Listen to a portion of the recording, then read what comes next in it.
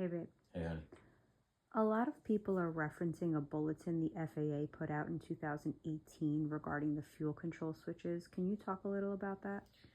Yeah, so the bulletin they're referencing is a special airworthiness information bulletin, and it was released by the FAA in December of 2018. One thing to take away here, I think the most important thing, is that this bulletin was not mandatory. These are recommendations only. So I'm going to try and touch on the high points here, try to clarify some terms and the meaning of what the FAA put out when they issued this bulletin. So, number one, the bulletin was issued to advise registered owners and operators of various types of Boeing aircraft. The 787-8 is included, of the potential for disengagement of the fuel control switch locking feature, that little mechanical stop or fence or gate on the fuel control switch. The FAA said that based on the data they had at the time, this was not a cause to issue an airworthiness directive. An airworthiness directive is an obligatory, legally enforceable document issued by the FAA that pertains to a specific aircraft or fleet of aircraft and advises operators of that aircraft to perform specific corrective actions, maintenance procedures, or it could implement limitations regarding that aircraft. If that document isn't complied with, it renders the aircraft illegal to fly. So this bulletin is not an airworthiness directive. It is not mandatory. This bulletin came about because there were reports from the Boeing company to the FAA that certain operators of 737 aircraft had problems with their fuel cutoff switches.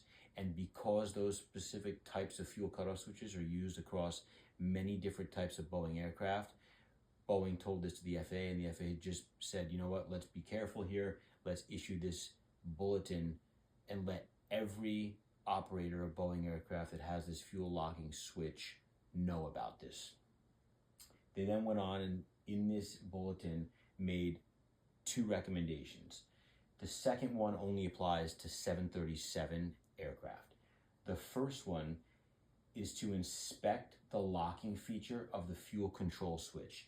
And they go on to say how they want you to do that. They basically want you to try to move the switch while the airplane's on the ground. Does it move, or do you have to physically lift it over the gate to change the position of the switch? Now, they also said we request that owners and operators report any failure of a locking feature. When I read the Air India report, after they were questioned about this specific bulletin, they said they did not comply with this very simple inspection here. I don't know why, but it's not mandatory to do so.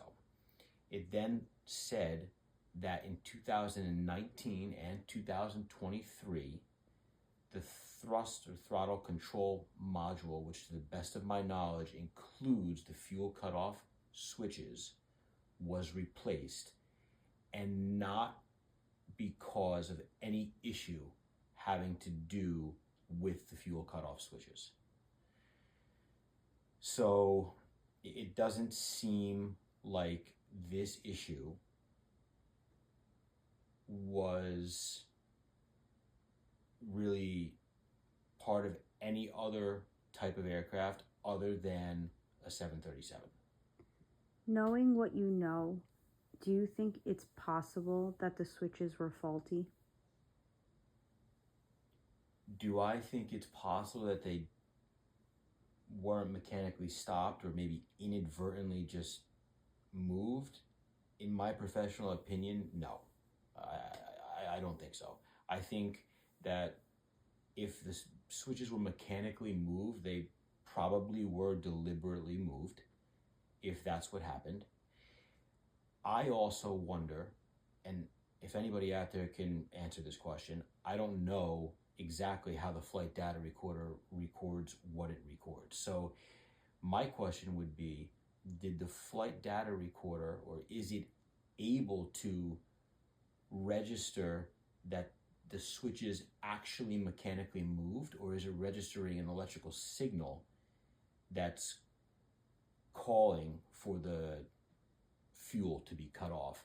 Meaning, could it have been a software glitch? Could it have been something electrical or software related that looked to the flight data recorder like the switches were moved? Or is the flight data recorder actually seeing the mechanical movement of the switch? I don't know. Thanks, Pilot Vinny. You're welcome.